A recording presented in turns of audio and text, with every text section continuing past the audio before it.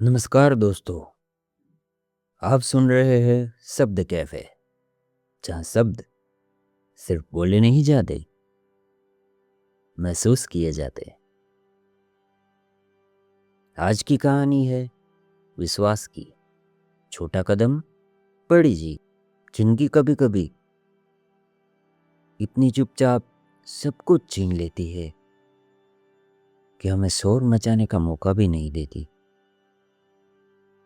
नाम चला जाता है, पहचान ढह जाती है और आत्मविश्वास खामोश बैठ जाता है। आज की एक सच्ची कहानी एक ऐसे शख्स की है जो बेंगलुरु का है। वो शख्स अपनी जिंदगी जीने के लिए रैपिडो में काम कर रहा है। उसके पास सिर्फ एक ही बाइक रही थी। बेंगलुरु की एक सड़क पर एक बाइक चलाता हुआ इंसान कभी करोड़ों के कारोबार का हिस्सा था। पढ़ा लिखा सम्मानित परिवार, फौज में सेवा दे चुके उसके पिता।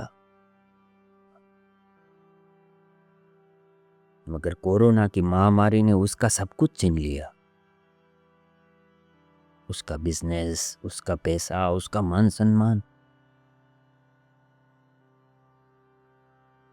बिजनेस में उसका बड़ा सा नुकसान हुआ। लगभग 14 करोड़ रुपए का नुकसान उसको सहना पड़ा। मगर याद रखिए, वह अभी भी नहीं टूटा था। उसने फिर से एक प्रयत्न करना चाहा। उसके दोस्त के साथ उसने एक स्टार्टअप शुरू किया। 4 लाख रुपए उसमें इन्वेस्ट किए, मगर वो भी नहीं चला। और जब सब कुछ अच्छा चल नहीं रहा होता है तो इंसान या तो बिखरता है या चुक जाता है। आज उनके पास सिर्फ एक बाइक है और उसी पर वो सबको अपनी मंजिल तक पहुंचाता है, भले ही वो अपनी मंजिल मन में ढूंढ रहा है। एक दिन उसने यह कहानी पीछे बैठे एक इंसान को बताई और बाद में नम आंखों से उसको कहा, मैं हार नहीं मान रहा। मुझे आज भी भगवान पर भरोसा है।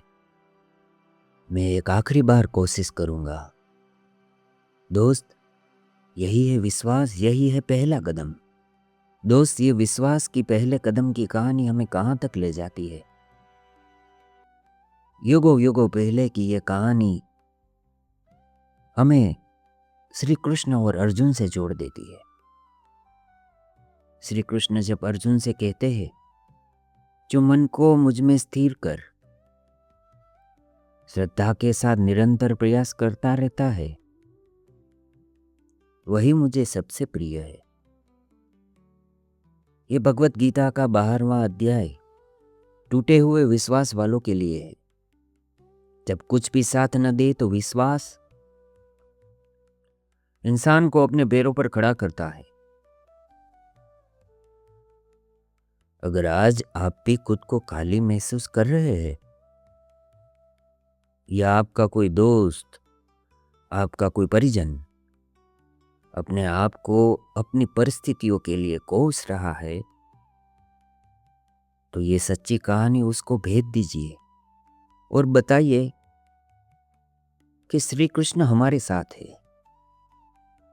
उसने पहले से ही हमें राह बता दी है। कभी कभी ईश्वर चमत्कार बनकर नहीं आते, वो हिम्मत बनकर आते हैं, वो धैर्य बनकर आते हैं। वो उस आवाज में आते हैं जो कहते हैं, चल अभी एक और कदम चलते हैं। ये हार का अध्याय नहीं है, ये भरोसे का अध्याय है। तो दोस्तों, ज्यादा से ज्यादा लोगों को ये रील, ये वीडियो शेयर कर दीजिए, जिससे किसी अपनों के जीवन में आत्मविश्वास आए और वो नई राह तक पहुंचे। मैं प्रार्थना करता हूं कि वह इंसान को जल्दी बड़ी सफलता मिले। मैं आभारी हूं इंडियन एक्सप्रेस का कि जिन्होंने ये बातें अपनी न्यूज़पेपर में बताई है। आप सुन रहे थे शब्द कैफे।